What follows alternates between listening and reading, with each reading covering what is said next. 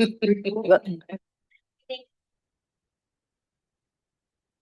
love doing that. So cool. All right. Good morning, everybody. First of all, Ambassador, ladies and gentlemen, thank you very much for joining this meeting. I do realize it is a Monday morning, so congratulations to all of you who actually managed to find your way into this room. Not easy. We got lost a couple of times. I also understand we have about 64 people online, so just to reassure you that you are not the only people in this meeting. It's really my great pleasure to welcome you to this first informal briefing for 2026 on the Global Compact on Refugees and to launch the outcome document of the Global Refugee Forum Progress Review meeting of December last year. La traduction est disponible en anglais et en français. Si vous êtes en ligne, veuillez sélectionner votre langue préférée en utilisant le bouton Interprétation sur Zoom. I would like to now briefly introduce the people on the podium and go over the agenda. We have, of course, His Excellency, the Permanent Representative of Japan to the UN Office in Geneva, Ambassador Oike, as the co-chair of this meeting and also as the co-convener of the Global Refugee Forum 2023. And then on my right, I have Nicolas Bras, who's the chief of the Global Compact on Refugees section, UNHCR, who will present the outcome document of the GRF Progress Review meeting of last year and also outline the next steps. And of course, also joining us on the podium is Ms. Anne Kea, who is the chief of the governance section at UNHCR, who will be supporting us as the secretary for the briefing. After the presentations, we will open the floor for discussions and interventions. During the discussion, we look forward to hearing your feedback on the outcome document and the plans for 2026. But before going into the presentations, I have the immense honor of inviting the Permanent Representative of Japan, Ambassador Oike, to give his introductory remarks. Over to you, Ambassador. Thank you very much, Madam Assistant High Commissioner for Protection. Excellencies, distinguished guests, delegates, good morning. It is an honor to address this gathering as we reflect on the outcome of the GRF Progressive Review. This review has brought together an extraordinary community of approximately 1,500 participants, including the 250 individuals with lived experience of forced displacement and statelessness. Their presence, alongside states, international organizations, development actors, and the private sector, underscores the true spirit of Global Compact on Refugees. During the review, we saw some 30 new pledges announced, including a significant commitment from Syria. With over 1,300 actors involved, this brings the total number of pledges since the first GRF to 3,500. These commitments exemplified the whole of society approach that is the heartbeat of the GCR. Despite daunting financial and geopolitical challenges, one lesson stands above all: multilateralism does work. The GCR's centrality to international solidarity and responsibility sharing has been reaffirmed. While progress across the GCR's four objectives remain uneven, we have seen measurable gains in refugee inclusion within national systems and improved access to education and economic opportunities. However, we must be clear-eyed about the future. Financial constraints are threatening pledge implementation. It is crucial not only to sustain, but also to broaden our support base through innovative responsibility sharing that is both equitable and predictable. In this increasingly constrained environment, stronger cooperation through the humanitarian development peace nexus is not just an option.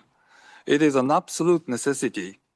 Japan remains committed to advancing the HDP nexus through the GRF process, working in close cooperation with other stakeholders to bridge the gap between emergency aid and long-term self-reliance.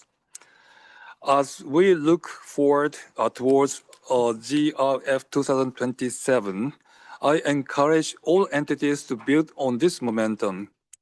We must continue to demonstrate concrete impact by leveraging the multi-stakeholder pledge framework and advancing pledge matching to support refugee hosting countries.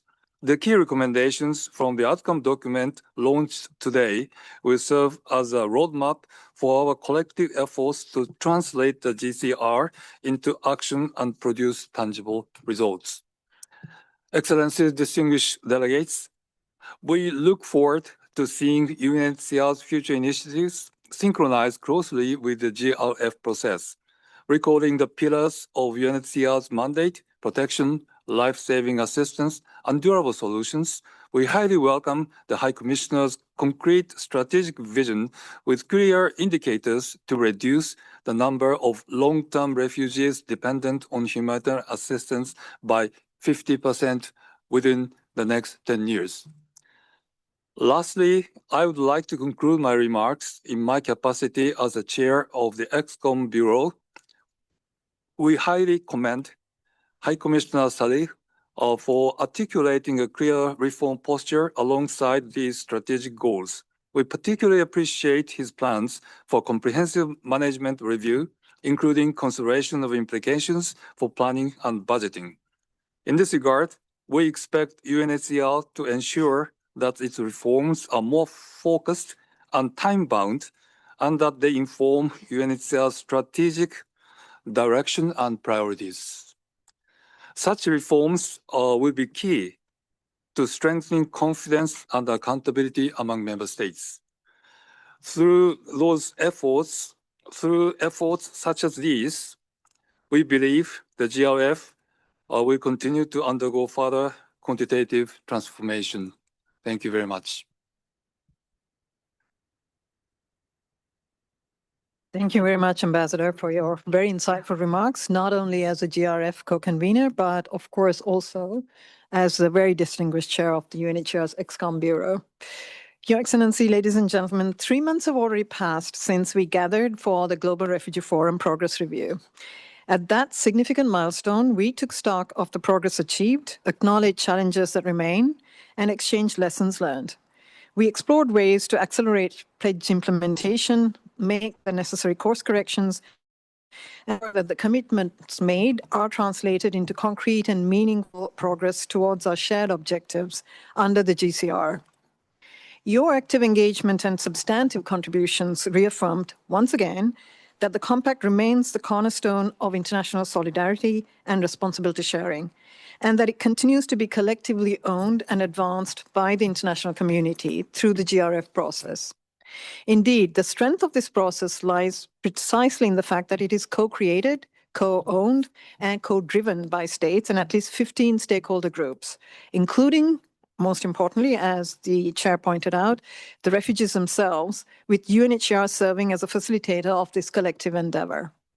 In this spirit, we are pleased to launch today the GRF Progress Review Outcome Document, capturing the principal discussions from the December event and articulating key recommendations that will guide our collective efforts towards the GRF 2027.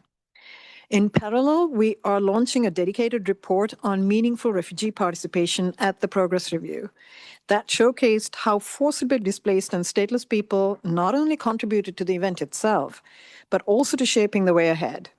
Over 160 participants with lived experience jointly reflected on lessons learned and contributed to inform the recommendations to ensure that as a GCR community, we continue strengthening meaningful participation of refugees and stateless people in the future. As we enter the next phase of the GRF cycle, we will do so with a renewed focus on protection and solutions.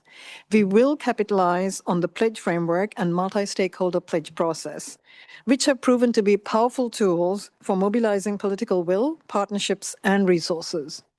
This framework will be further optimized, ensuring that it is even more effective, inclusive, and oriented towards measurable impact.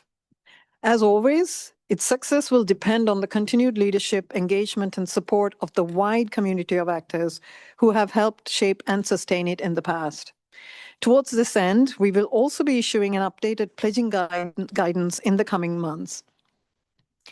As many of you know, this year also marks the 75th anniversary of the 1951 Refugee Convention. This offers an opportunity to reflect collectively at all levels on the protection regime the Convention has helped to build and to reiterate its continued relevance in the face of contemporary challenges. A series of consultations and events will take place throughout the year at national and regional levels, culminating in the High Commissioner's Protection Dialogue on Protection Challenges, which will be held this December in Geneva.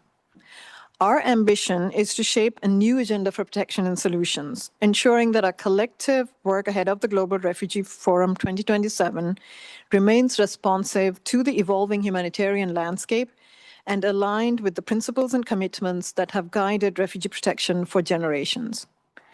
As we look ahead, we will continue building on the momentum we created together and translate renewed commitments into concrete action. We will bridge remaining gaps with resolve and work towards a more equitable future for refugees and host communities, guided by strengthened partnerships, shared values, and renewed political will. Thank you, and I look forward to our discussions today. I would now like to give the floor to Nicolas, who will present the GRF Progress Review 2025 Outcome Document and plans related to the 75th anniversary of the 51 Refugee Convention as well. Over to you, Nicolas. Thank you very much, Assistant High Commissioner, and thank you, Your Excellency. I have a few slides, and I see we may have a bit of a problem on the screen, and trying to fix it. To walk you through the findings of the outcome document that will be presented in the outcome document, which will be made available publicly online after the meeting. But let me start by reiterating a sincere and deep appreciation and thanks to all of you for having engaged last year and before and being here today with us in person or online into that process. Special thanks, of course, to the co-host, Switzerland, and the co-conveners who have been accompanying us during this journey. The GRF Progress Review, which took place in December in Geneva, I think many of you did manage to attend in person, was really a moment of, I think, Ambassador, you said it, that demonstrated that multilateralism is not a relic from the past. And we had the opportunity to really engage into tough discussions as well, honest ones. And I think the sense of sheer willingness to really engage and to shape the new ways of responding to the current challenges. And this is very much what will also guide our efforts moving forward. And it's very much part of the recommendations which we will be presenting today. So next slide. So let me start by providing you a quick overview of the meeting. I'll try not to spend too much time on that. And I apologize in advance, the presentation is a little bit lengthy. As His Excellency said, we had close to 1,500 participants. This does not include UNHCR staff, just to be very clear, we were also at the event. And we were very pleased to have the highest ever proportion of participants with lived experience. These are less in numbers than the GRF in 2023, but in terms of ratio, it represents 17.5% of total participants, which is an improvement compared to the GRF 2023. We had close to 300 speakers, who participated in side events, spotlight sessions, strategic dialogues. And we hope we managed to maintain collectively a good balance of stakeholder profiles, as well as the regions of origin. We try to come up with also play with different modalities, and I'll speak to that also a little bit later. We had those spotlight sessions to break the flow of the plenary. I'm sure you will remember a little bit the Davos style of modality. We had strategic dialogues, which were aimed at being a little bit smaller in scale, facilitating more interaction between participants, and what we call here workshops. Not all of those events were necessarily workshops, but those were peer-to-peer moments, engagement between certain group of actors and donors, trilateral meeting that actually facilitated also pledge matching. These were not listed in the program, but that was something we tried really to make available to all of you based on the request and received during the preparations. As it was mentioned, we were very pleased to record some 30+ pledges. I should not say recorded because not all of them have been officially submitted on the pledge dashboard, but they were announced. The estimated amount value of those pledges, not all are financial and not all have to be financial. Many were very important policy pledges, but those that had a financial component in total amount to $1.37 billion, which is quite a lot, which is an announcement, and just a bit of a grain of salt on that. Some of those pledges were also multi-year in nature over a 4-year period. So it is also not meant to be, obviously, a massive announcement of humanitarian funding, and that was never meant to be the case. Next slide. We did conduct also in January a participant survey, and thank you to those of you who took the time to respond. It was quite a detailed one, but for us, it's very important to actually capture that kind of anonymous feedback, to have an honest impression on how the meeting went and whether the topics that you wanted to also address, discuss, were touched upon, and whether the modalities were adequate. That would also, obviously, will also inform the way we organize the next events, including the Global Refugee Forum in 2027. We had over 1/3 of delegations that responded, so it is a good representative sample. Of course, we would have wished that more participants responded, but we do appreciate and we assume that some delegations probably consolidated one sole feedback instead of 5 or 6. Of those respondents, 90% found their overall experience during the event good or very good. So that's a sign of satisfaction. And 2/3 of them found that the objectives of the meeting were met fully.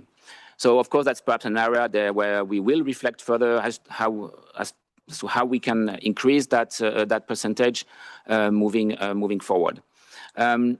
Last point, also last statistics that we want to share with you, it's the number 86%. That's a reflection also of your efforts, our efforts to build a program that was really owned by all. We know that there are always frustration that some participants would like to dedicate more time to certain topics, certain areas. At the same time, and that would be a point I will raise in the next slide, we also know that sometimes some participants don't have the capacity to engage in all events, especially when there is a packed agenda. So we really try to strike the right balance in this regard. Next slide. So the presentation will be shared after the meeting, as always. So apologies if it's written a little bit small. So that's, again, based on the participant survey, what went well and what can be improved. One of the, I would say, richest feature of the GCR and the GRF process is very much its multi-stakeholder nature, as well as participation and engagement of people with lived experience. And this was clearly fed back by the participants who responded to the survey. Overall, they found also that the quality of the sessions, the way they were crafted, was quite high. Of course, there are always certain sessions I'm sure that could be improved. I mentioned the meaningful engagement of refugees. We had in every single session there was a person with lived experience who spoke. Again, that's not to tick a box, but it's a sign also of continued and improved engagement in this regard. Participants also appreciated the networking opportunities, and this is actually one thing that they're asking for more, and perhaps something also to reflect as we organize future events, to really carve out some dedicated time for such moments, meaning that do not compete or clash with side events or plenary sessions. I spoke to the nature of and the substance of the sessions. There was overall a good impression in terms of balance between policy issues being discussed, but also concrete and practical implementation of the compact and pledges. And we had in this regard, we hope and we believe that some of the strategic dialogues really helped address that. There was also good feedback, and that's also for myself and my team in particular, feedback in terms of the overall organization, the logistics. We had a series of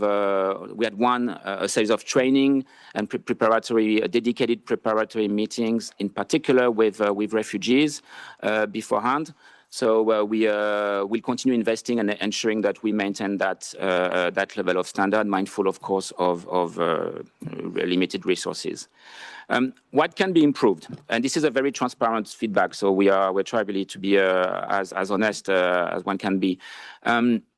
Obviously, and I think that was also a comment received after the GRF 2023, there is sometimes the impression that some of the sessions are perhaps scripted.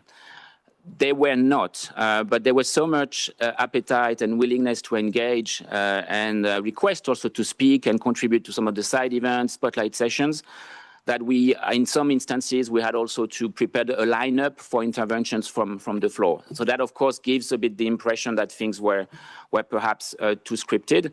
And that's something also to reflect on how can we ensure that there is genuine, that may not be the right adjective, but more natural and organic exchange. There were some instances where that happened, again, in the smaller sessions, but that's something we have duly noted. And that's perhaps also linked to the number of events. Obviously, the more events there are, the more likely there will be a chance for natural exchange. But at the same time, and we heard you also loud and clear, in particular for those delegations who cannot come with 5 or 6 delegates, it was at times difficult to engage in every event. We had a significant reduction in number of side events as compared to the Global Refugee Forum in 2023, yet we do appreciate that this can be a challenge for some. There was also, and that's coming perhaps more from the group of people with lived experience, a request to ensure that we don't fall into the trap of a tokenistic approach in terms of refugee participation.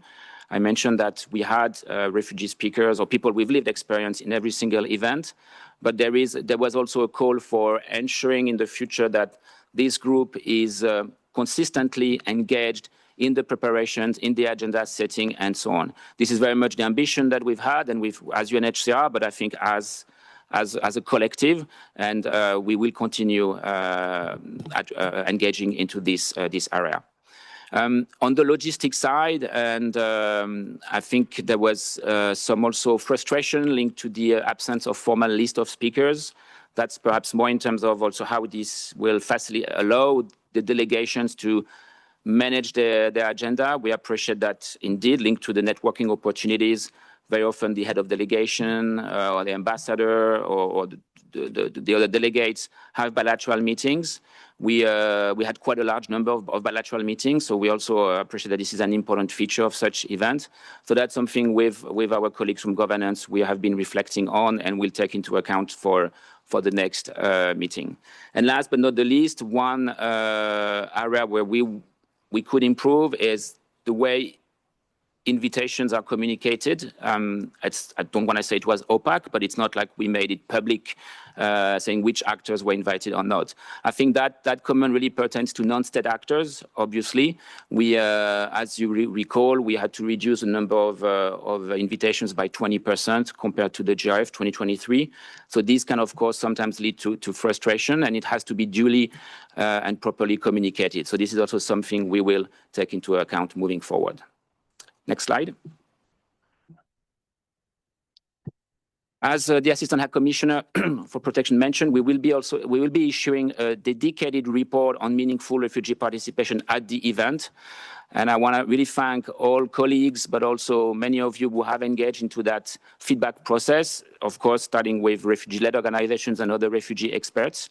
I won't repeat the numbers that have been mentioned by His Excellency and by Ruven. And by myself. But something I would like to stress, which we were very pleased with, but it's also an area for further improvement. It's the number of state delegations that included refugee advisors. This is actually a commitment that many of you state representatives made at the GRF 2023. We have seen good progress, but we would like to see even more progress at the next event in 2027. There was a dedicated event on meaningful refugee participation, linked also to the multi-stakeholder pledge on refugee participation. I think you will have heard me saying on a number of instances that this should actually be mainstreamed fully throughout the GCR mechanisms and processes. but we are not completely there yet. And it's very important that we maintain dedicated visibility on this aspect, and that's why we also have a dedicated bespoke recommendation on that topic. You will also, one of the modalities, also something that many participants actually appreciate a lot, is the speaker's corner, and it was entirely dedicated to people with lived experience. And for those of you who had the chance to listen and attend, some of those stories were very inspiring and powerful, and really bring a little bit, help us ground the discussions into some realities. In parallel, in addition to the program at the venue, at the CICG, there were a number of linked events, and many of them actually were organized by refugee-led organizations. And I want to mention here in particular the R Space, which was located just behind the train station, where there were many sessions organized and led by refugees themselves, some 27 panels. So that was quite an achievement. Of course, that also requires in the future, I think, linked to the point of area in terms of improvement, how we make sure that the program doesn't become too packed for everyone to meaningfully engaged. And last but not the least, there was also, in addition to the participants' survey, a dedicated follow-up engagement with people with lived experience, and 166 individuals engaged into that process, and which will have also informed that dedicated report, which we are launching in parallel to today's outcome document. Next slide. So moving on to the recommendations that will be presented in the outcome document. The outcome document, of course, will touch upon the different topics that were discussed, go back to present the pledges made, and so on, some of the findings. But the key and the heart of the document, obviously, is about the 8 cluster of recommendations. They're not ranked by order of importance. Some are very substantive. Some really speak to protection solutions, and others are more linked to enabling areas. I will walk you through each of them in more details now, but just to present those 8 high-level recommendations, obviously they pertain to the notion of safeguarding asylum, safeguarding access to asylum, which is very much what also will guide this year's theme of the 75th anniversary of the 1951 Convention. Another set of recommendations really speak to solutions and how we can how fostering inclusion can really support self-reliance, which in the end also will contribute to sustainable solutions. Another set of recommendations speak to enabling elements and make GCR mechanisms. So in particular, the pledge framework. Ruven mentioned that in her remarks. We will be working on optimizing the framework. We've heard you loud and clear when it comes to the importance and the relevance of such framework, but it has to remain fit for purpose. It has to work for all host countries, donor countries, both, and multi-stakeholder groups. So this is something we will be working with you all. There's also recommendations around continued multi-stakeholder engagement, preserving the whole of society, the dimension of the compact. This is essential. That's one of the most important elements of the compact and cannot be taken for granted. There's also a recommendation that speaks to the compact as a global anchor. What we mean by that, it's really how it can be and how it should be leveraged into global policy for our processes, and also aligned with the vision, the ongoing vision and implementation of UNAT, but also the reset. As I mentioned, there will be a bespoke recommendation on refugee participation overall, and in particular in GCR processes.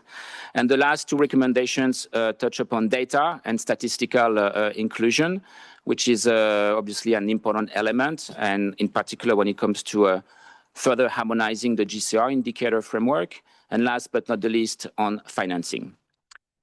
Next slide. So I'm conscious of the time. I'll try not to speak too fast, but let me just say a few words on some of those recommendations, starting to really, and the way the label here that you see, it's the way the recommendations are being spelled in the outcome document. So the first one is a call to reinforce access to asylum and protection as foundational to responsibility sharing, which is very much the objective of the Global Compact on refugees. And here I won't read all of them, but it's really about demonstrating how we can respond to contemporary challenges in a context of shrinking protection space, and this means really strengthening, building national asylum systems. This is very much the ambition that the High Commissioner has, as Ruven explained in her remarks, during this year to really mobilize, support, and obtain renewed commitments, building a consensus around a new agenda for protection and solutions. And this, of course, includes, I mentioned contemporary challenges, so that includes mixed movements, obviously, protecting people along the routes. Also includes addressing root causes, and in this regard, documentation is essential, and this is what the linkages with statelessness have to need to be made continuously.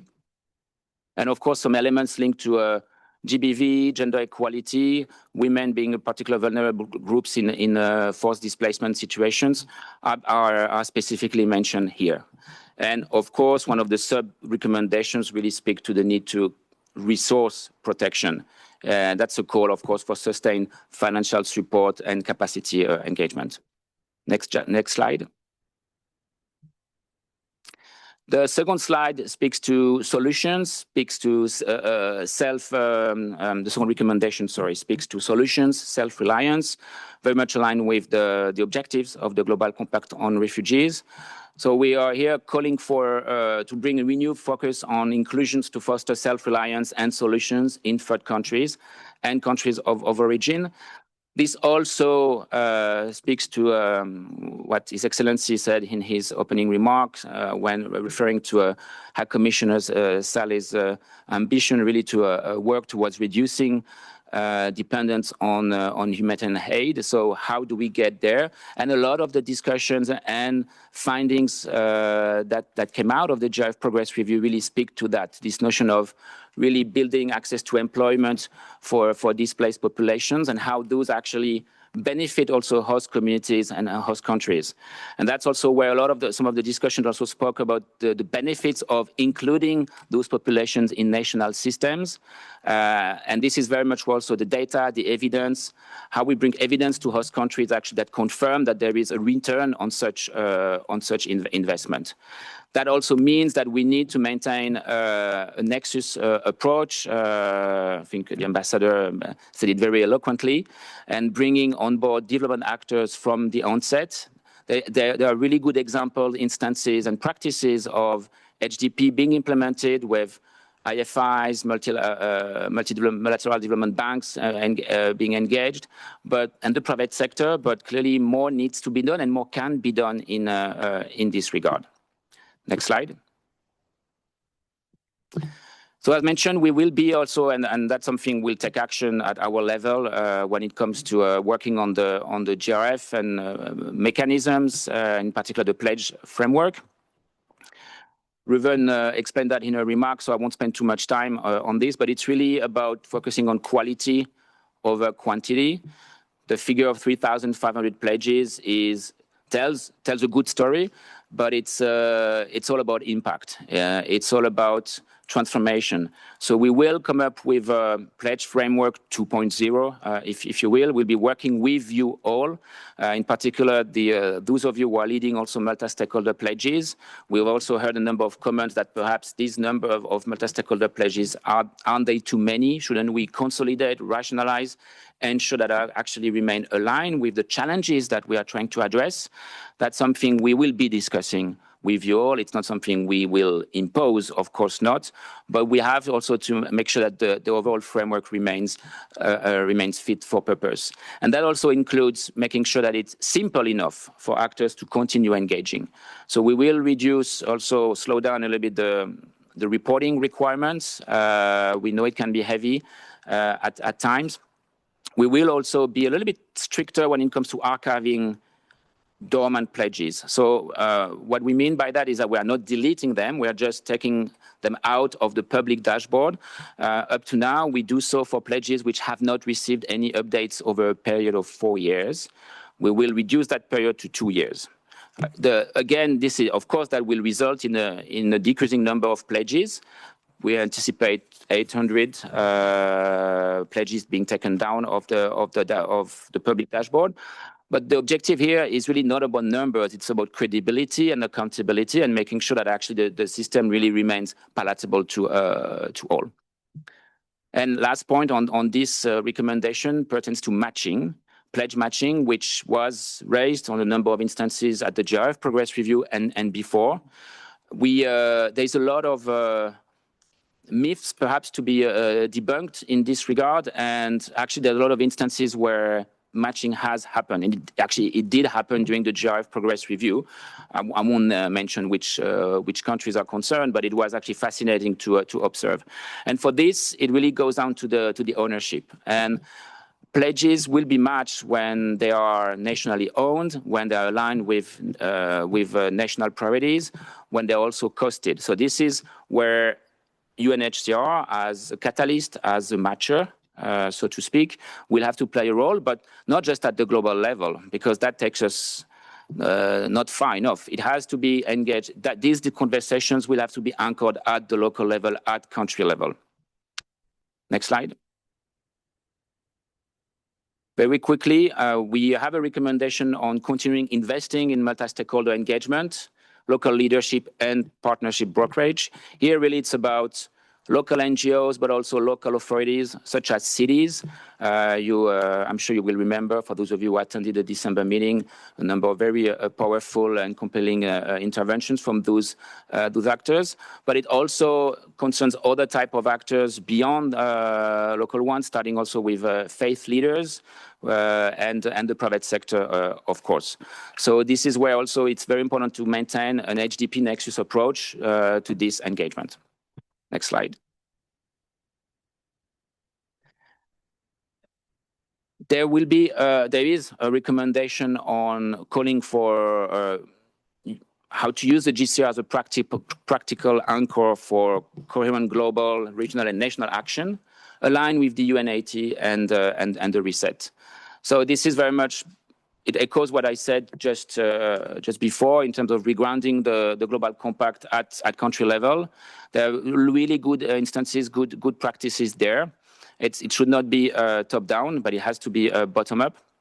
And in this regard, the UN Common Pledge 2.0 is a good tool to activate. Some 50 country teams have joined the UN Common Pledge. So one of the recommendations was actually to have further countries considering joining the pledge. There is also a number of mechanisms that can be activated under the compact beyond pledges. The Asylum Capacity Support Group, for instance, the support platforms. And these are mechanisms that we should not forget considering activating in an emerging crisis. Next slide. On meaningful refugee participation, so the recommendation will call for enhancing such participation toward greater policy influence across all stages of the GCR. The needle has moved from small participation to strong participation, and we need to make sure that we are actually moving towards further influence. And this is something that we are building on strong foundations. I'm sure for those of you who had the chance to engage with those representatives or listen to them speaking at the GRF Progress Review or in other fora, they are not inviting to these meetings because they are refugees. It's also because of what they represent, what they bring to the table with their expertise and caliber. So one of the sub-recommendations obviously also builds on what we have achieved, what we have put in place in terms of engaging those actors into the GCR processes. But more needs to be done, and we cannot take that for granted. So that is also why we believed it was important to have such a recommendation. Another sub-recommendation call on states and other actors to include refugees in their delegations moving forward. Next slide. There's a recommendation on data and evidence. He also calling for strong engagement to address modern world issues, in particular when it comes to artificial intelligence. That's something I personally felt perhaps we did not dive enough during the GRF progress review, and I think we have to catch the train in this regard. There will be the continued call for including refugees in ensuring statistical inclusions of refugees. That means, such as census and others. This is essential really to inform our programming, inform responses, inform also pledge and pledge matching. And to this end, since measuring impact and our ability to also monitor progress is essential, we know that we are doing so by producing every 2 years an indicator report that is based on the 16 GCR indicators. We are going to review that indicator framework to make sure it is actually still aligned with what we need to measure and what we can measure in the current context. So that's something, it is not a negotiated process, but again, the framework was established in 2019, revised in 2022.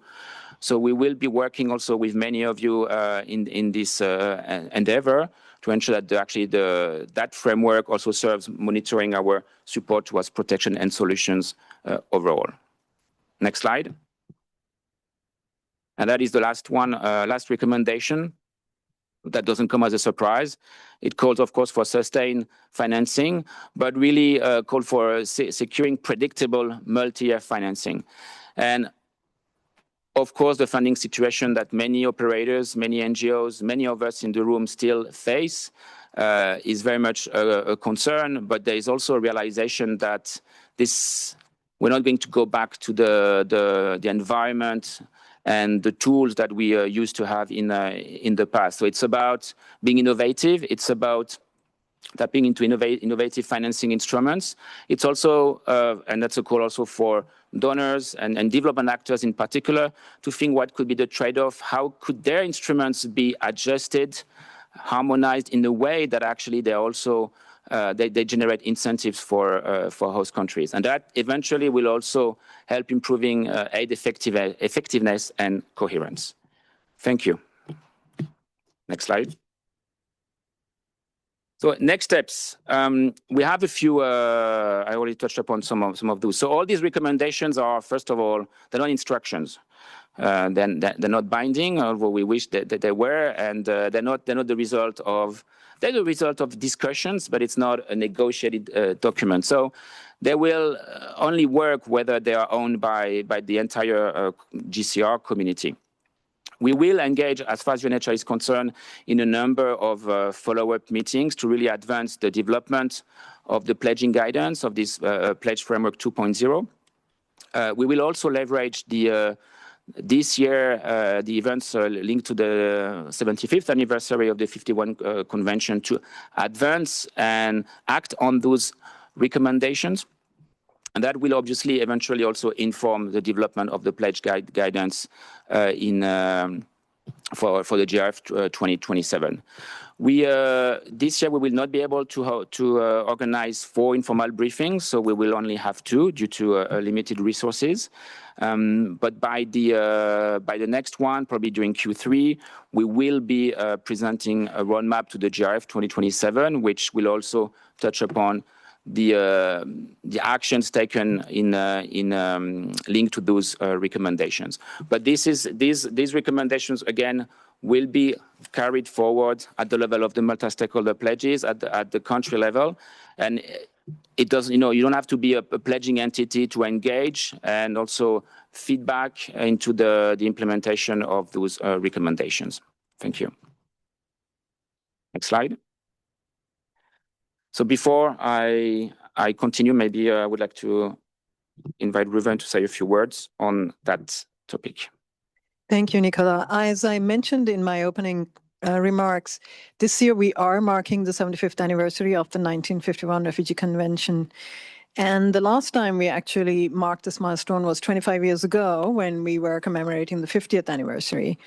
I have to say we are living in much more troubled times than 25 years ago. And this has also, one of the illustrations of that is there are increasing number of member states who are actually questioning the continued relevance of the 1951 Convention. And basically saying this was an instrument that was drafted in the 20th century. Is it still fit for purpose? And up to meeting the challenges of today's world, of the 21st century. Our response to that is unequivocal. The convention has saved millions of lives in the past. It will continue to save millions of lives in the future. Its provisions are not bound by time or any kinds of limitations. They are still as relevant today as they were when they were crafted 75 years ago. But what we would like to do with this calendar of events that Nicola will be briefing on is essentially to really highlight some of those same issues that were highlighted in the recommendations from the GRF Progress Review Outcome document. And that is access to asylum, the quality of asylum being offered, pathways to solutions, including, of course, legal and socioeconomic inclusion, and then the solutions themselves, resettlement, voluntary repatriation, and local integration. All of the events that we hope will take place during the course of this year are really targeted towards those essential critical issues, and we hope will culminate, as I said, in a new agenda for protection and solutions. And with that, I'll hand it back to Nicola. Thank you so much, Riven. So I will be brief. I think you touched upon most of the key points. This is a very high-level timeline of the 75th anniversary plan. So as Riven mentioned, really the ambition is to have a bottom-up approach. And a series of consultations, dialogues will be taking place at country level, at regional level, and also some of them will be situation thematic specific. We are at the moment firming up and consolidating a detailed calendar of events so that all of you and your colleagues can engage at different levels. It will be really a year of mobilization, dialogue, and commitment. And for us, really, we want to make sure we have a 2-year vision, that it's not just a one-off process and then we embark into a different one next year, that all the work done looking at really at the points and the implementation gaps that of the convention that Riven mentioned really also inform further pledge guidance and the development of new pledges for the GRF 2027. This is something also we look forward to discussing further with you all, because we want to make sure the GRF 2027 is also addressing key issues. So there will be, in terms of milestones, of course, during the year, there'll be at the global level, World Refugee Day will be one of them, but also the anniversary day of the convention in July. More details will be shared on what will be organized on that occasion. It will culminate, these different dialogues, consultations at country, regional level will culminate with the High Commissioner's Protection Dialogue in December in Geneva, which will also be accompanied or happen together with the Nansen Refugee Award ceremony, as it was the case during the GRF Progress Review last year. So for those of you who may not be so familiar with what the dialogue is, it is not a Global Refugee Forum. It is not a Global Refugee Forum Progress Review. It was launched in 2007, meant to take place every 2 years. The last one took place in 2022. There was none in 2024, again, due to limited resources.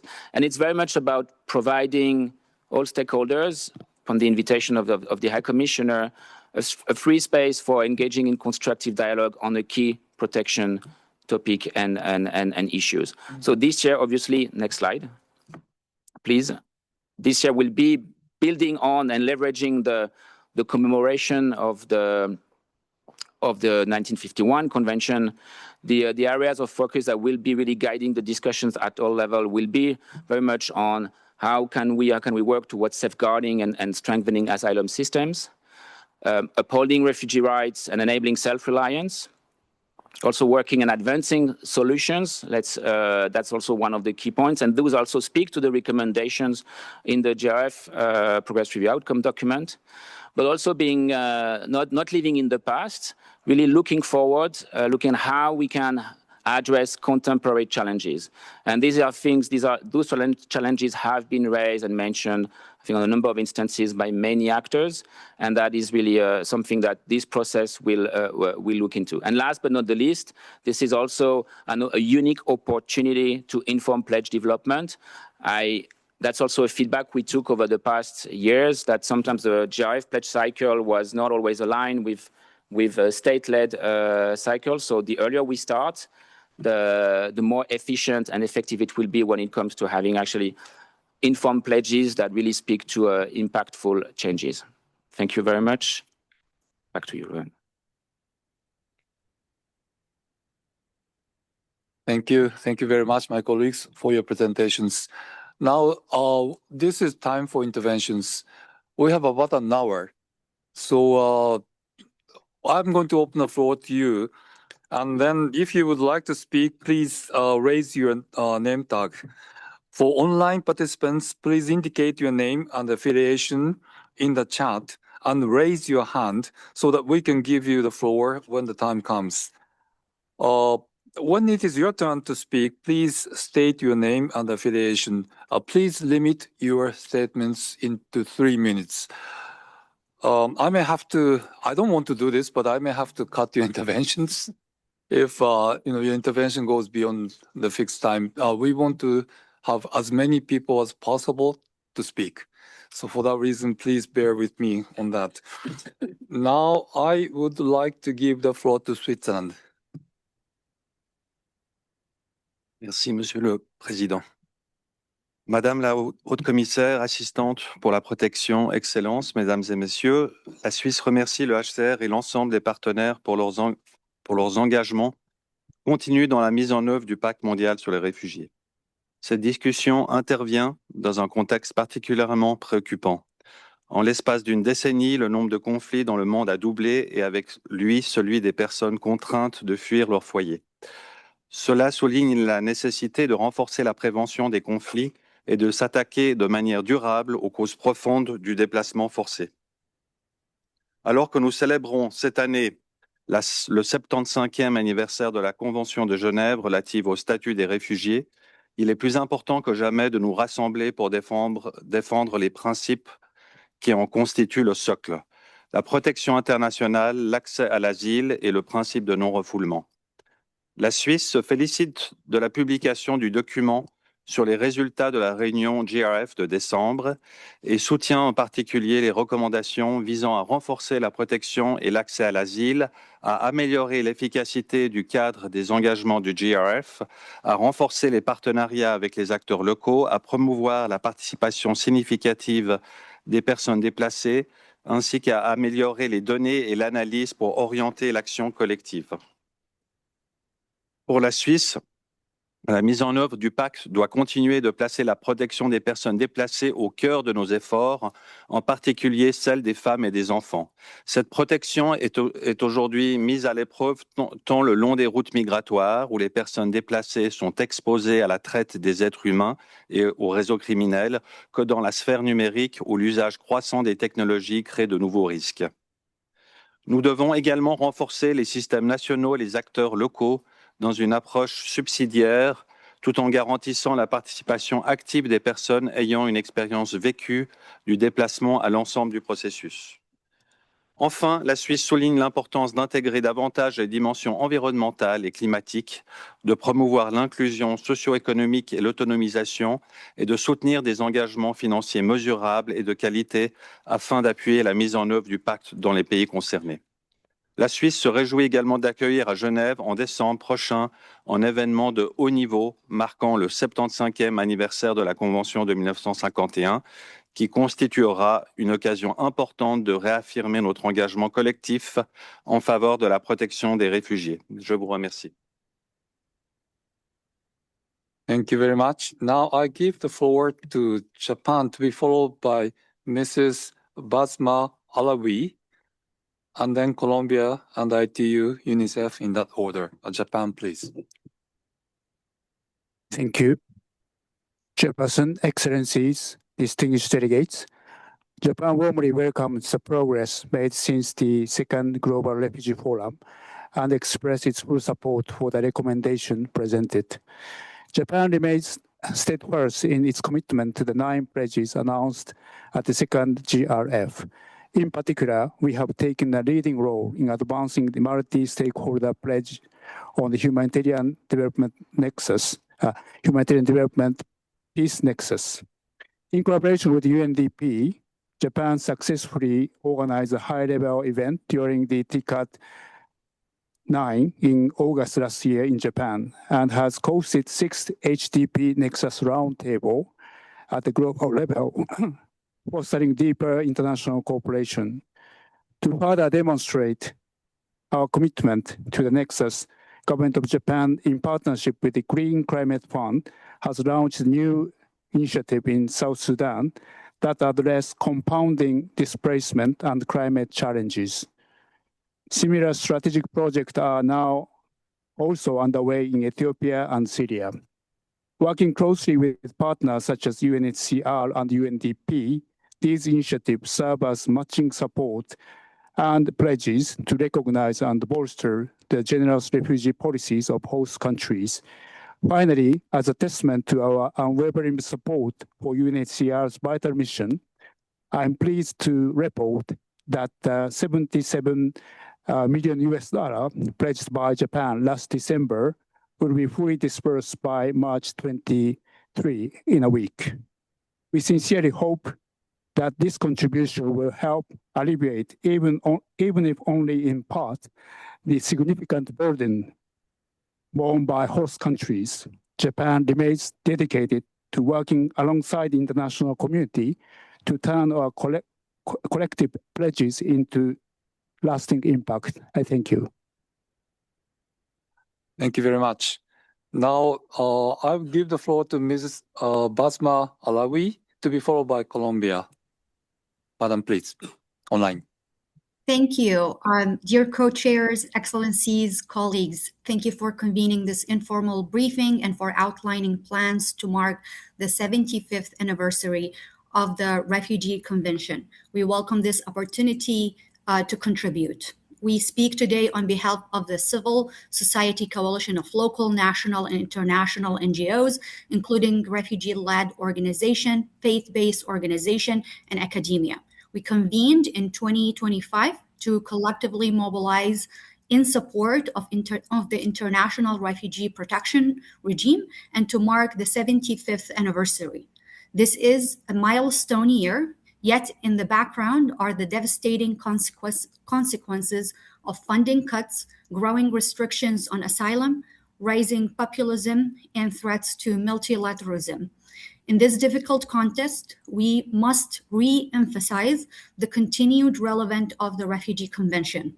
The 1951 Refugee Convention and its 1967 protocol remain the foundation of the International Refugee Protection Regime. This should not change. States must uphold core protection obligation, including the right to seek asylum, non-refoulement, and the protection of refugee rights and dignity.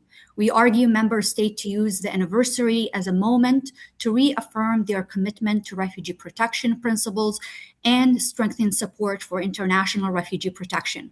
We are brought here under the framing of the Global Compact on Refugees, which is rooted in solidarity, responsibility sharing, and inclusive participation. Let us not forget what this really means. Together, we can shift hearts and lift up narrative rooted in shared value that foster hope rather than fear. Upholding rights require courage, collaboration, and commitment. It demands that governments, civil society, and international partners work not only efficiently, but also compassionately to ensure that dignity, protection, and hope are never denied to those who seek refuge. Let us do this together and demonstrate that partnership is the new leadership. We stand ready to work together with UNHCR to mark the anniversary year and look forward to demonstrating what is possible when we uphold these principles together. At this critical juncture, we argue all states to collaborate with one another and with civil society, including refugee-led organizations, to reinforce the international framework that safeguard individuals from persecution, displacement, and serious human rights violation. Thank you. Thank you very much, Madam. Now, Colombia to be followed by Netherlands. Colombia, please. Thank you very much, Ambassador. Dear Assistant High Commissioner, Ambassador Nicolas, and dear delegates, good morning. Colombia, as co-convener of the second Global Refugee Forum and as one of the main hosting countries, would like to thank the GRF team led by Nicolas for the organization of the mid-review event last December, as well as for the survey, report, and recommendations. As the Ambassador of Japan, also co-convener of the GRF and chair of the EXCOM mentioned, we have seen strong commitment, a whole of society approach, and allow me also to highlight the meaningful participation of different stakeholders throughout their process. At this moment, it is essential that we continue to demonstrate our solidarity. For this reason, we would like to thank you for the recommendations presented. They are clear, concise, and provide a strong basis upon which we can build towards the third Global Refugee Forum. As stated in the outcome document, for Colombia, forced displacement should not only be managed as a crisis, but also as an opportunity to promote peace, multilateralism, and inclusion. Colombia looks forward to continuing to support and accompany the next co-conveners, as well as member states and other multi-stakeholders engaged in this process. Thank you very much. Thank you very much. Now, the Netherlands to be followed by ITU. Netherlands, please. Thank you, Excellency. Let me start by thanking UNHCR's amazing team for all their hard work on the progress review. Looking at the staggering number of events and stakeholders, it has been a real great job that you did. The Netherlands remains supportive of the GCR, specifically the principle of burden and responsibility sharing, as well as the GRF and the pledge framework attached to it. In our view, pledges can be a valuable complementary funding source on top of unearmarked multi-year funding as the most preferred way of funding UNHCR, obviously. Looking back at the progress review on what worked well, we fully agree the diverse, meaningful participation of refugees and RLOs has been very impressive, as well as the R space. And on what can be improved, we agree with several points that were shared earlier on the screen, that fewer parallel sessions could have been welcomed, less speeches maybe, and more real exchanges. And yes, the lack of a formal speakers list was quite stressful for us, to be honest. In addition, in our view, we could have maybe used the preparatory meetings in a different way to avoid statements and to allow for more timely exchanges on the program and on the topics related to that. And then on the key recommendations, thank you for sharing them with us. We are looking forward to engaging with you on how we can optimize the pledge framework in line with the vision of the new High Commissioner. And as you said, to make it more fit for purpose because we are living in a totally different world. Looking ahead at the GRF 2027, we welcome an inclusive, simplified, and effective process that culminates in a rather light event. Again, less is more looking at the current financial climate. Thank you so much. Thank you very much. Are you ready? Oh. It's your turn. To be followed by UNICEF. ITU, please.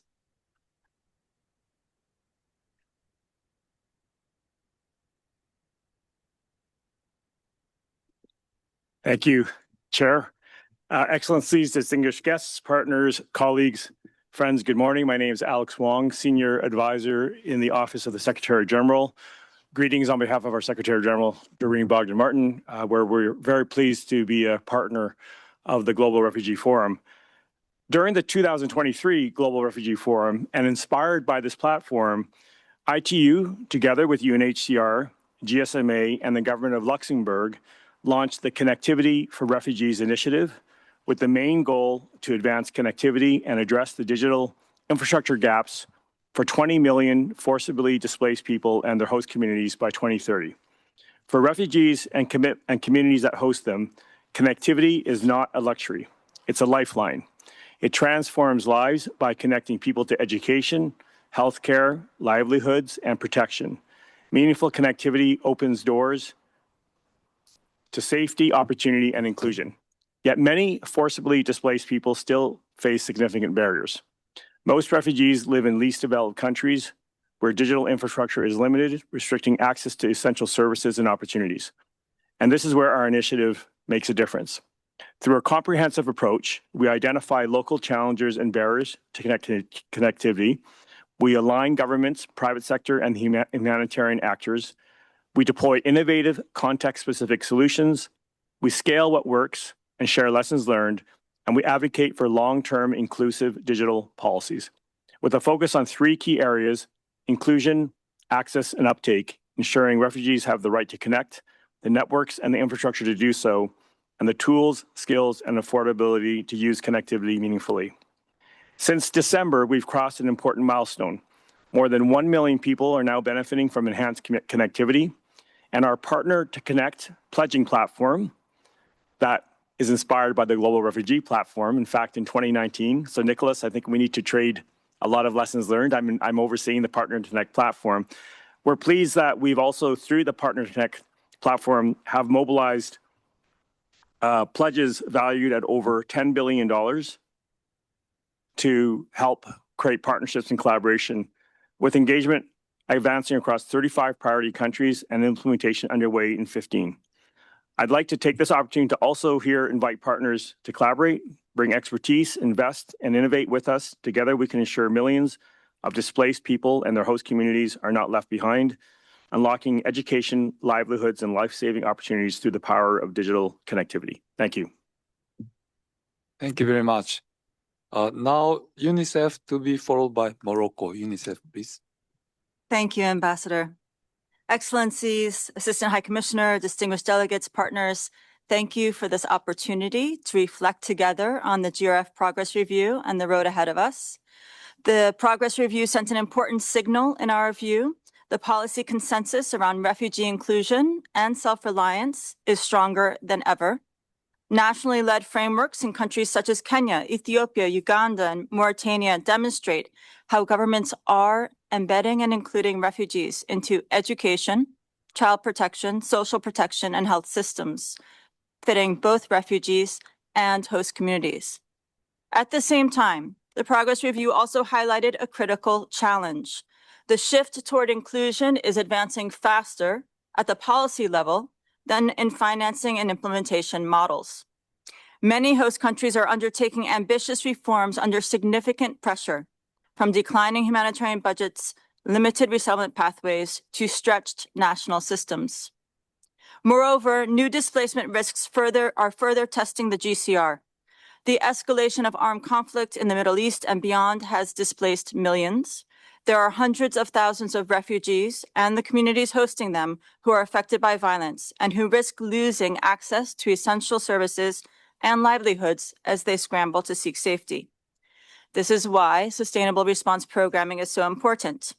UNICEF works closely with ministries in education, social protection, child protection, and health to strengthen national systems that serve both refugees and host communities. At the same time, in emergencies, UNICEF helps these systems to continue functioning and adapt to sudden displacement. Promoting solutions from the start means that emergency responses minimize parallel systems and silos. Not only is this better for refugees, it also promotes investment that benefits host communities. Initiatives such as the Prospects Partnership provide good examples of how this approach can work in practice. By bringing together governments, development partners, UN agencies, and the private sector, Prospects has supported refugee inclusion in national systems across several countries. Building on the progress achieved through these partnerships will be important as we look ahead to expand sustainable response approaches in the years ahead. Looking ahead to the 2027 GRF, predictable multi-year financing, strong partnerships, and a continued focus on children will be essential to make inclusion a reality. UNICEF remains committed to working closely with member states, with UNHCR, and partners to advance sustainable response programming and support governments in building inclusive systems that work for both refugees and host communities. Ultimately, the success of the GCR will be measured by whether displaced children and families can access systems that allow them to rebuild their lives and be self-reliant. Thank you. Thank you very much. Now, Morocco to be followed by Kenya. Morocco, please. Merci, Excellence, Madame la Haute Commissaire assistante, chers collègues. la délégation du Maroc tient avant tout à remercier les équipes du Pacte mondial sur les réfugiés pour le travail substantiel mené en décembre dernier pour l'organisation de la réunion d'examen du Pacte sur les réfugiés, mais également pour la présentation de ce document de recommandation. Il offre une base solide pour orienter nos travaux en vue du forum de 2027. Nous saluons l'accent mis sur l'inclusion des réfugiés dans les systèmes nationaux. Cette approche constitue un levier concret pour renforcer la protection tout en soutenant la résilience des communautés d'accueil. Elle appelle une mobilisation coordonnée des acteurs humanitaires, du développement et des institutions financières. Cela implique notamment de renforcer la mise en œuvre du nexus humanitaire développement-paix dans le cadre du Pacte mondial sur les réfugiés. L'assistance d'urgence doit être pensée dès le départ en lien avec des investissements dans l'emploi, les services publics et la résilience des communautés d'accueil. Elle doit également permettre l'arrêt de la dépendance à l'aide humanitaire intergénérationnelle.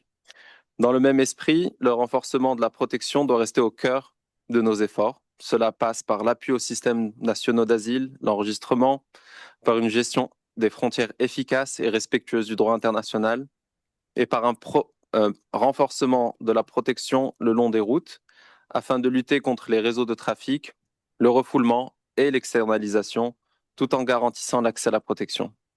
Parallèlement, nous devons continuer à élargir les solutions durables, renforcer l'autonomie des réfugiés, soutenir les conditions d'un retour et d'une réintégration durable et développer les solutions vers des pays tiers. Tout cela doit faire partie d'une approche cohérente.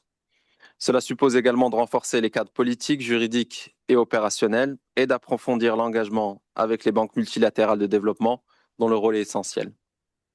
La dimension climatique mérite également une attention accrue. Les déplacements liés au climat deviennent une réalité croissante et appellent une intégration plus systématique dans notre réflexion et dans nos réponses.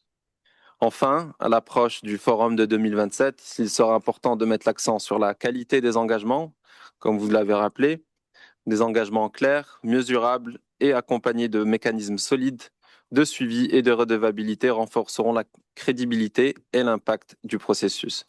Dans cet esprit, la qualité doit primer sur la quantité et le Maroc y prendra toute sa part. Je vous remercie. Thank you very much.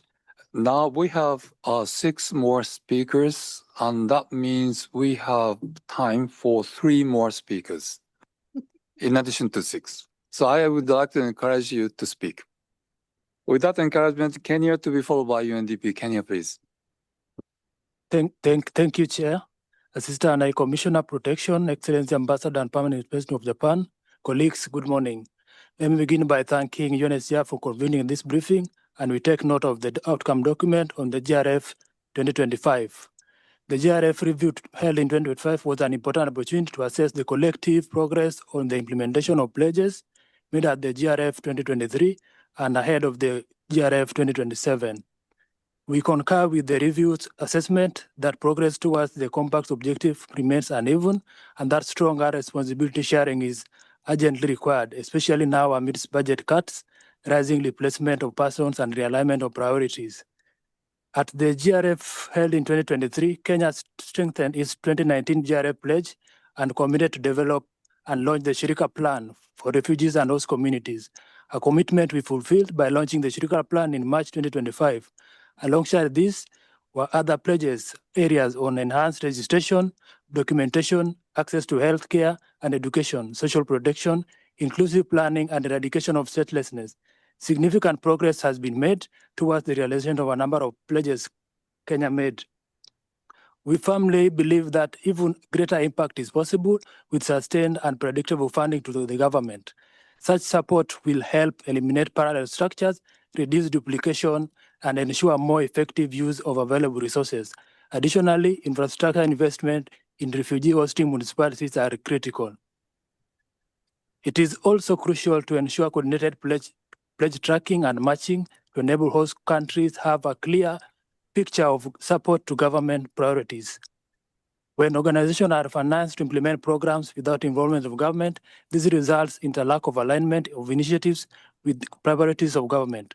thereby entrenching uncoordinated approaches. There is a need for a paradigm shift across all players to cure a parallel system, duplication and wastage, especially in unprecedented times that we are in. We remain firmly committed to advancing the objective of the GCR in a balanced manner, anchored on the principle of responsibility sharing. We look forward to a stronger partnership with UNHCR and other stakeholders towards realizing the objectives and aspirations of the Global Compact on Refugees.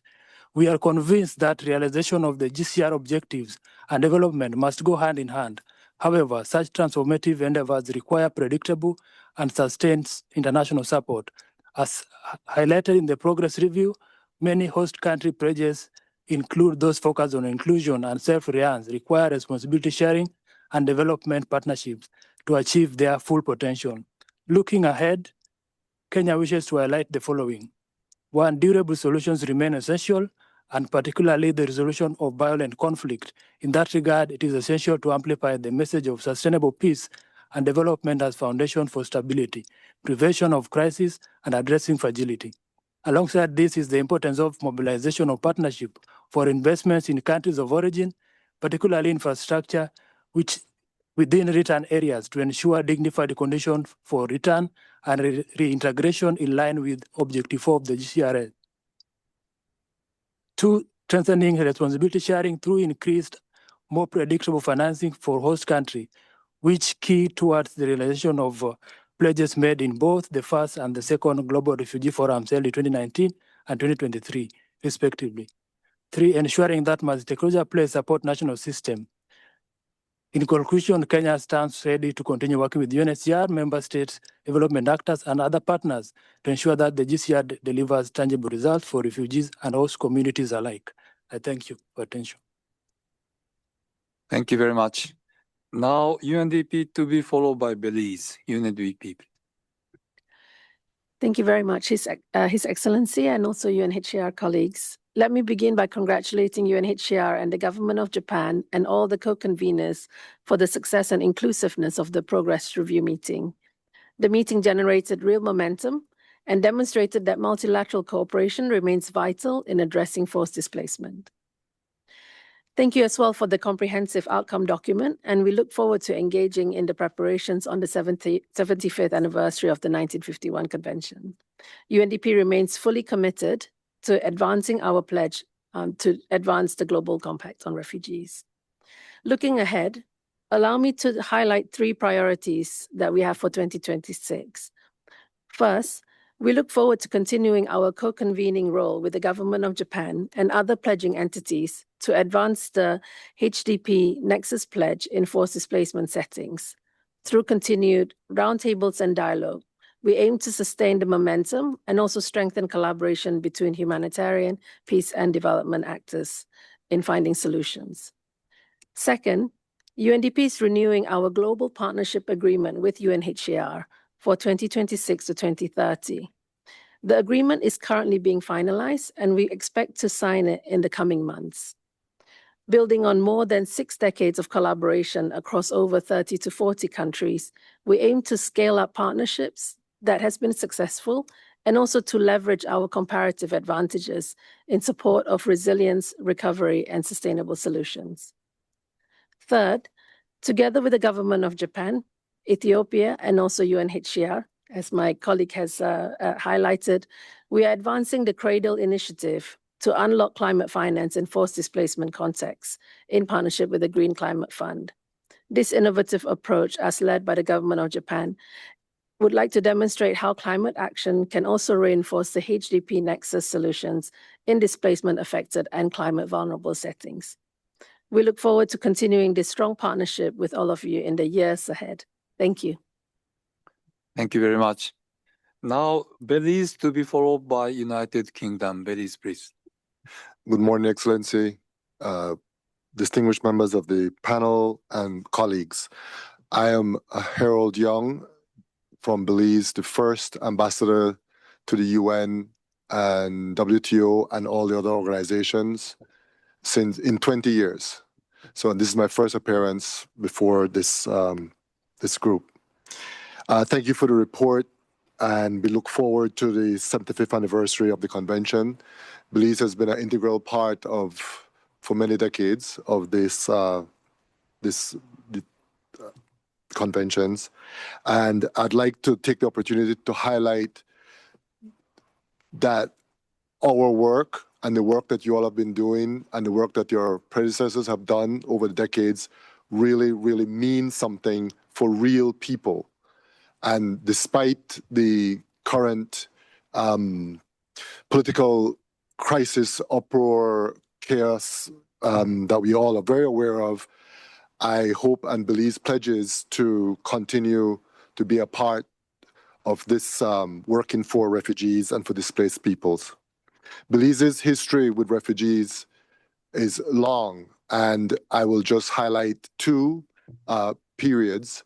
The first period was the War of Castes in Yucatan, Mexico, which started in 1847 and lasted until 1901.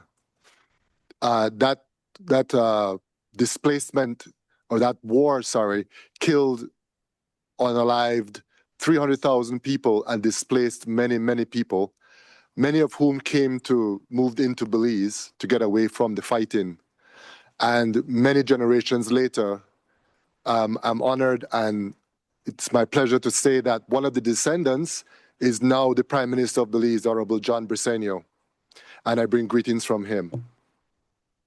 The other period I'll highlight to show how our work matters is the period of the late 70s into the 80s, when there was much strife and civil war in Latin America, and Belize became host to about 35,000 refugees.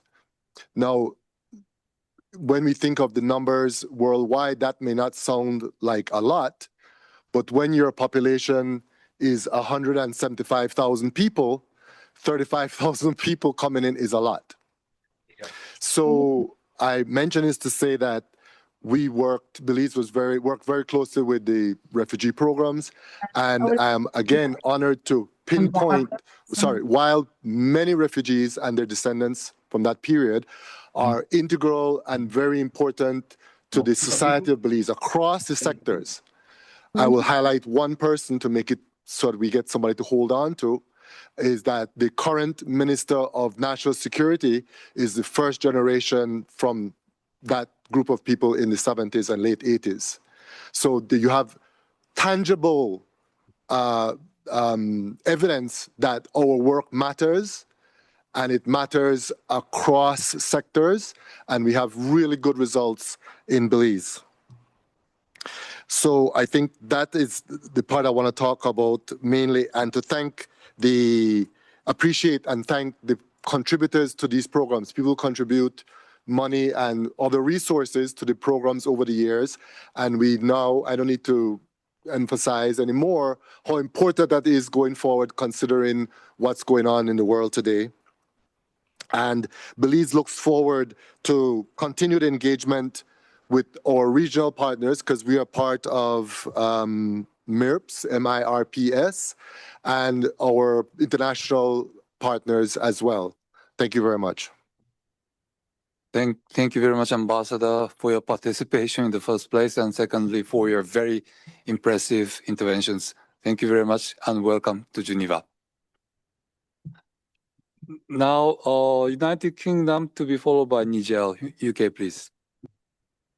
Thank you very much, Mr. Chairperson. We welcome the opportunity to come together and to reflect on the outcomes of the progress review and to look ahead. So let me start by noting that for the UK, the GCR remains a valuable framework for predictable and equitable responsibility sharing, and we welcome the newly joined High Commissioner's continued focus on inclusion, self-reliance, and reducing dependence on humanitarian assistance. I'll make three brief points. First, on progress, the 2025 review meeting we found was a valuable stock take. It came at a challenging moment, and refugee participation was notably strong, with many delivering honest and impactful interventions. And the UK was proud to support this, including by having a refugee delegate in our delegation and co-funding participation for over 100 refugee representatives. And this is the kind of thing that we want to see being rolled out across the system. Second, participation must now move from presence to influence. The outcome document rightly calls for participation that is systemic, safe, resourced and meaningful, and yet practical barriers do remain. So participation from our side needs to be embedded earlier in policy design, not only at the endorsement or review stage, and we fully support this ambition. And thirdly, looking ahead to the 2027 GRF, we need a sharper focus on delivery. There is broad support for inclusion, self-reliance and development-led approaches, but the discussions that we're having remain too broad. The next phase must connect global commitments directly to country-level implementation, financing, and practical problem-solving, as we just heard from the ambassador from Belize. Stronger donor coordination, more effective use of financing tools, and continued backing for host-led inclusion will be essential. And on pledges, if I may, I just want to reassure partners that the UK remains on track. We're expanding access to national education systems. We're strengthening refugee and women-led organisations and advancing conflict prevention initiatives in fragile displacement settings. So let me close, therefore, by emphasising that we see our shared task as sustained delivery.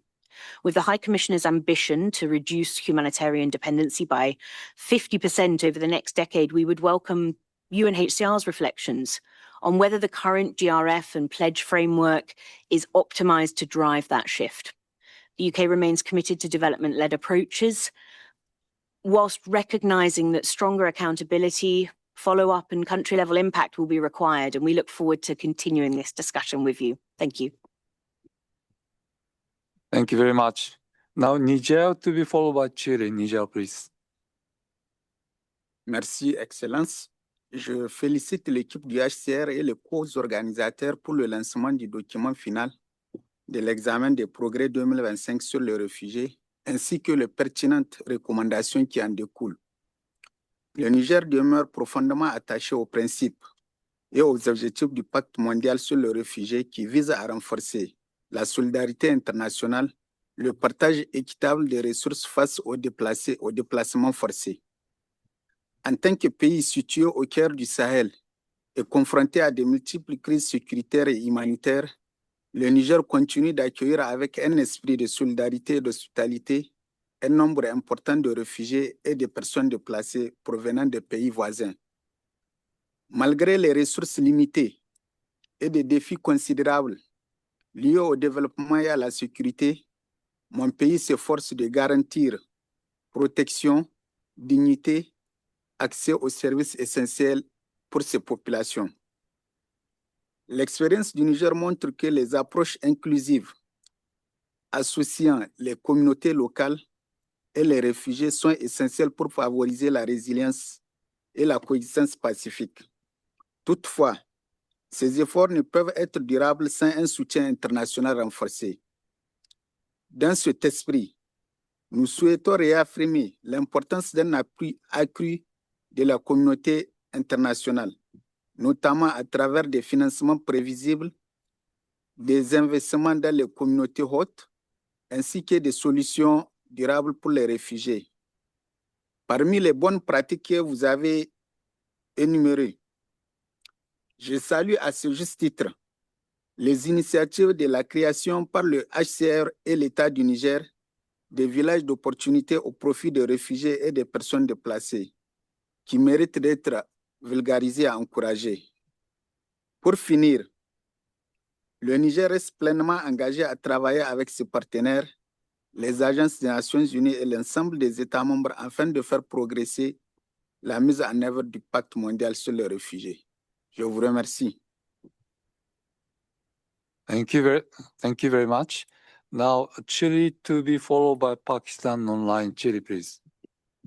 Muchas gracias. Thank you, Chair. We thank UNHCR's team for last year's GRF review and for this update.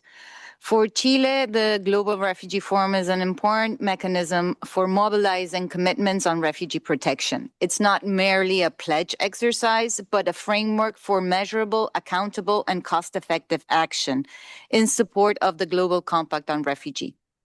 Chile has submitted 25 national pledges, 10 already fulfilled, and the remainder under implementation, as well as participating in 6 multi-stakeholder pledges over the past 6 years. We integrated those commitments into the UN Sustainable Development Cooperation Framework and the Chile Declaration and Plan of Action 2024-2034. This experience demonstrates that pledges deliver results when they are embedded in existing national system and subject to clear accountability mechanisms. However, it also reveals a structural gap. When the GCR was elaborated, the follow-up architecture was centered on the General Assembly and the Quadrennial Forum. However, over the years, it has produced a governance gap. EXCOM, the principal intergovernmental body of UNHCR, does not currently have a systemic role in the follow-up architecture. There is currently no link between the forum and UNHCR budgetary priorities and programs. This is particularly important in the current financial crisis and the reforms. Coherent multilateral governance requires that we close the gap, not by duplicating existing mechanisms, but by ensuring that EXCOM plays its rightful role in accountability architecture. In this regard, Chile is interested to know how the Executive Committee could strengthen its oversight role over the Global Refugee Forum pledges implementation, and how can we facilitate a structured discussion to close this accountability gap within the existing EXCOM framework. One possible avenue could be an item in the Standing Committee cycle. Chile believes that a more effective pledging system is not only a matter of humanitarian principle, it's of institutional credibility and fiscal responsibility. Thank you. Thank you very much. Now, your suggestion about the EXCOM oversight, are you planning to propose this as an agenda item in the in the EXCOM meeting in 2 weeks' time? It's happening? Oh, I was just told that it's happening. So you will have a chance to make your proposal. Thank you very much. Okay, Pakistan, please. Thank you very much. Good morning, distinguished delegates. We express our sincere appreciation to the UNHCR and the co-conveners of this continued leadership in advancing the objectives of Global Compact on Refugees. The GCR set out a shared vision built on solidarity, cooperation, and responsibility sharing. As we assess progress, it is essential that we recommit to the full range of its objectives. First, we must strengthen support to host countries and communities that continue to shoulder a disproportionate share of the global refugee response. Demonstrating meaningful burden and responsibility sharing remains central to the credibility and effectiveness of the compact. Second, we must aim to expand durable solutions for refugees. This includes creating the conditions necessary for safe, voluntary, and dignified return, while also increasing opportunities for third country resettlement and complementary pathways. Progress in these areas have been slower than needed, and renewed political commitment is essential.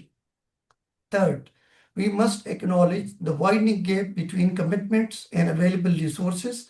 In this regard, Pakistan stands in strong solidarity with the UNHCR and its dedicated staff, who continue to deliver life-saving protection and assistance on the ground under extremely challenging conditions. Their work remains indispensable, and the international community must ensure that they are adequately supported to fulfill their mandate. Looking ahead to 2027, this progress review should serve not only a stock-taking exercise, but a moment to accelerate implementation of the pledges, advance practical solutions, and address root causes of displacement to reverse the growing trends of forced displacement. I thank you. Thank you very much. Now, Ambassador Belize, would you like to speak one more time? Oh, okay, okay. Yeah, thank you for that.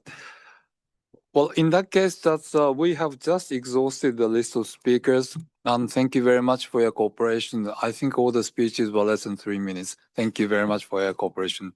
Now, Assistant High Commissioner, back to you.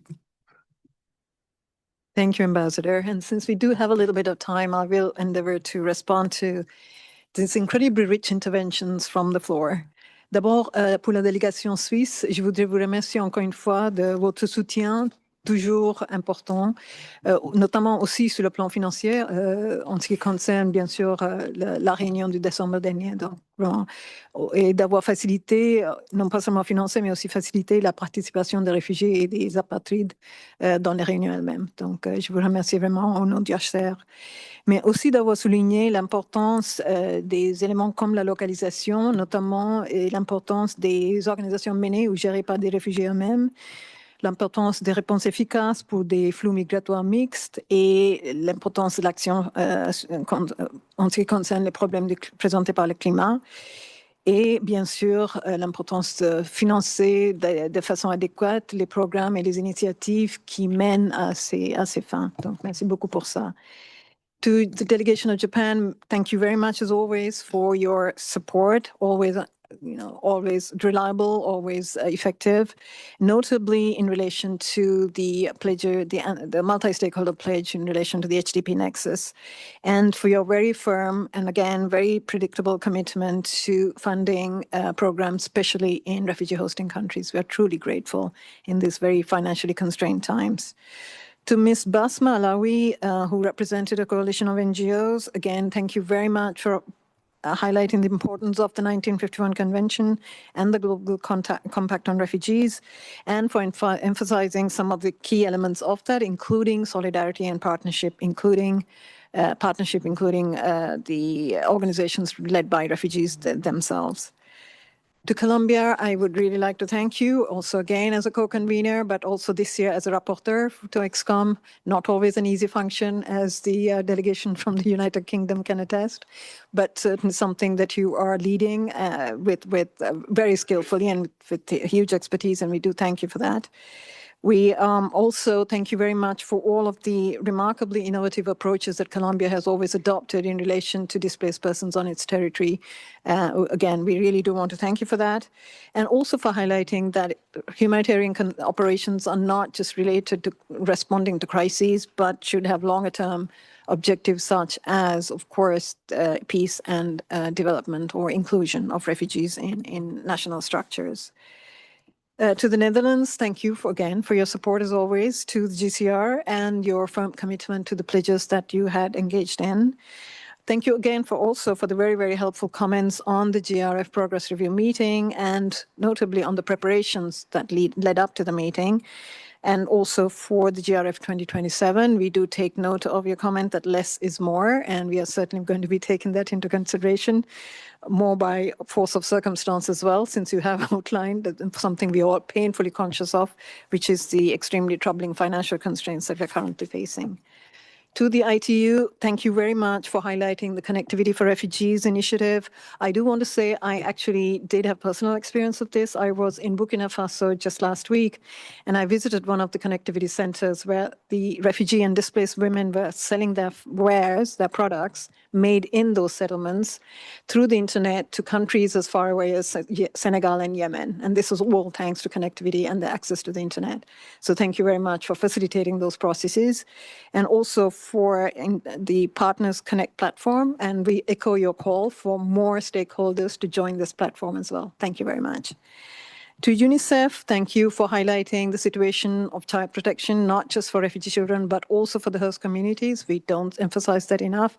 More often than not, refugee children do find themselves at the same level as the children of the host communities in terms of access to education, and we are grateful to you for highlighting that, but also for highlighting the importance of solutions from the start, and, for example, integrating refugee children in national education systems rather than running parallel systems that tend to be costly, time-consuming, and not sustainable. And also for highlighting the Prospect partnership, which I think, and I do want to thank the Netherlands for this, for really illustrating the connection between the humanitarian and development worlds and ensuring that solutions are there from the start in humanitarian crises. And Prospect funding has gone a huge way to responding to that in partnership with agencies such as UNICEF and the World Bank. We do thank you. Pour la délégation de Maroc, encore une fois, merci beaucoup d'avoir souligné l'importance du nexus, d'avoir souligné aussi le besoin de l'autosuffisance pour des réfugiés ou des personnes déplacées et l'importance de pouvoir identifier des solutions durables à leur égard. Merci beaucoup pour ça. Et je remercie aussi le fait que vous avez souligné que la protection devrait être au cœur même des réponses en ce qui concerne toutes les réponses qui visent les personnes déplacées, y compris les flux migratoires mixtes. Encore une fois, merci beaucoup pour ça. To Kenya, thank you very much for highlighting the responsibility sharing, the importance of this, and your commitment to the objectives of the GCR. We are extremely grateful to your very visionary initiative, the Shirika Plan, which we are supporting and facilitating. And we also do echo your call that Shirika Plan cannot exist without sustainable funding and predictable funding. And again, this is certainly something that we want to underline as well. And thank you also for the 3 recommendations that you have articulated. We will take those into consideration going forward as well. Thank you. UNDP, thank you as always for your clear commitment and engagement with UNHCR everywhere. And we do take note of the fact that we are renewing our global partnership agreement, a much needed instrument that has served us very usefully in the past and will continue to serve us very usefully in the future as well. And thank you for co-leading the multi-stakeholder pledge on the HDP Nexus as well, and for all of the work that you have put into the implementation of that pledge along with Japan and others. And also for underlining and facilitating the importance of climate-related financing for climate activities, which is, as we know, one of the essential triggers of forced displacement as well. So thank you very much for that. Belize Ambassador, welcome to Geneva after a hiatus of 20 years. We are truly grateful to have your presence here. And we really are, and I would like to echo the Ambassador Oike in saying we really did find your intervention very inspiring. The fact that you have underlined not just the critical role that Belize has played in terms of accepting refugees in the past, but also the contributions that some of these refugees have made to Belize society. And you've highlighted the fact that the Prime Minister is a descendant of refugee families himself, and your Minister of National Security is a first-generation refugee family. And I do want to add that our own High Commissioner is bringing something to his function that no other High Commissioner for Refugees has brought before him, and that is the fact that he is himself a former refugee who returned to his country and became the president of that country, Iraq.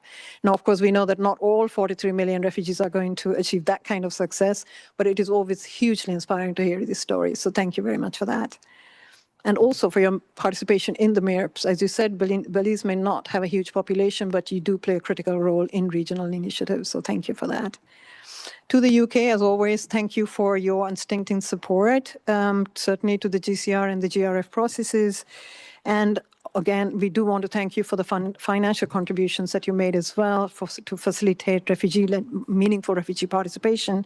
And we absolutely agree with you that participation should not be symbolic or nominal or tokenistic, that refugees and other people with lived experience should really have a more substantive role. And we are very glad to note that that the UK delegation did include people with lived experience. And thank you for that. And again, we do take note of your recommendations for the GRF 2027, and including a sharper focus on delivery. And we will certainly take this into consideration when we are tailoring the forum and the events leading up to it. Niger, merci beaucoup pour vos commentaires. Je voudrais dire que je viens de retourner d'une mission au Niger ce week-end, en fait, et j'ai eu l'opportunité moi-même de constater les initiatives très importantes entreprises par les autorités nigériennes en ce qui concerne les réfugiés sur le territoire. C'est plus de 400 000 réfugiés, en fait, qui se trouvent sur le territoire nigérien en ce moment. Et le fait que vous avez assimilé ces réfugiés dès leur arrivée dans les communautés hautes et que vous avez traité les deux communautés de la même manière, c'est quelque chose de vraiment de très louable et quelque chose que j'ai l'intention de souligner dans un briefing avec le bailleur de fonds ici. Parce que j'ai aussi constaté le besoin d'un financement plus prévisible et plus soutenable et plus durable afin de faciliter ces programmes, notamment bien sûr les villages d'accueil et les villages d'opportunité que vous avez souligné vous-même. Donc, merci beaucoup pour ça. To Chile, thank you very much, as always, for your support to the GCR and the GRF processes, and certainly your very impressive number of national pledges that you have undertaken, and the fact that you are well in train to have either achieved many of them or in the process of achieving or closing many of them as well. And we do take note of your concern relating the absence of a more reliable or dependable link between the ex-common standing committee and the GRF processes. And it is really with a view to that we have included a briefing by Nicola in the March standing committee so that you are really aware of everything that's going to be happening in terms of the GRF processes and really as a timely update as well. And we will look into envisaging having a standing item on this in at least one of the standing committee sessions during the course of the year. We'll certainly take that into consideration. And then last but not least, the intervention from Pakistan. Thank you very much for highlighting the importance of responsibility sharing and certainly the importance of achieving durable solutions as soon as possible. Pakistan certainly has played host to refugees now, Afghan refugees in particular, for over 40, almost 45 years. And we do underline your urgent plea for sustainable solutions for these populations, not just the populations in Pakistan, but refugee populations elsewhere, everywhere. Thank you very much. On that note, Ambassador, with your permission, we would like to declare this meeting adjourned. Thank you. Very much. Thank you. Very, very